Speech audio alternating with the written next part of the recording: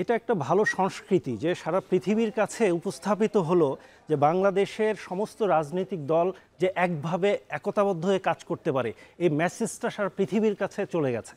এটাই একটা বড় অর্জন এই সফরের। এই সফর শুধুমাত্র বিদেশে আওয়ামী লীগের আমলের সফর না, অনেকেই এটা ভুল বুঝছে। মানে এটা দ্বারা এটা বোঝায় যে সরকারের সাথে এই দলগুলো আছে। সারা দেশের মানুষ যে একটা গণতন্ত্রকামী এবং সারা ভবিষ্যতে একটা সুন্দর বাংলাদেশ রচনার জন্য ঐক্যবদ্ধভাবে কাজ করছে, এটা একটা উদাহরণ তৈরি হয়েছে। ফিরোজ ভাই, আমি ছোট ছোট অনেক দলকে নেয় নাই, তাদের নিতে পারলে মনে ভালো হতো। সুবিধা সবাই যেতে পারলে ভালো হতো, কারণ এটাতে বাস্তবতা না। আমি এবার ওনার প্রসঙ্গে আসি।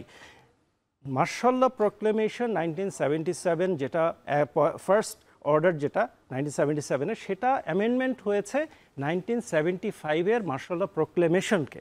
প্রক্লেমেশনটা হয়েছে 8 নভেম্বর 1975।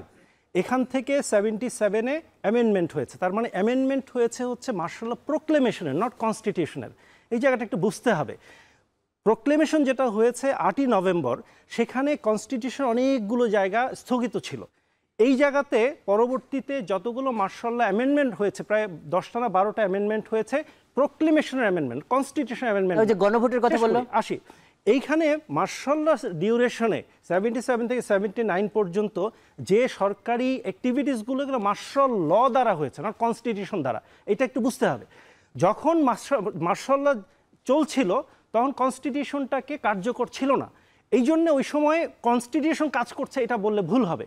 পরবর্তীতে যেহেতু এই 75 থেকে 79-এর এই বছরগুলোর যে সমস্ত সাংবিধানিক প্রভিশনসগুলো, সেটা এসে 5th অ্যামেন্ডমেন্টে এই জিনিসটা রেটিফাই করে অ্যামেন্ডমেন্টগুলোকে এন্ডোর্স করা হয়েছে এবং কনস্টিটিউশন ইনসার্ট করা হয়েছে। তখন থেকে এটা কনস্টিটিউশনাল প্রভিশন হিসাবে চালু হয়েছে। সুতরাং এই জায়গাটা একটু ক্লিয়ার বুঝতে হবে যে আগে হয়েছে মার্শাল ল দ্বারা গভর্ন হয়েছে, কনস্টিটিউশন দ্বারা না, 75 অনওয়ার্ডস।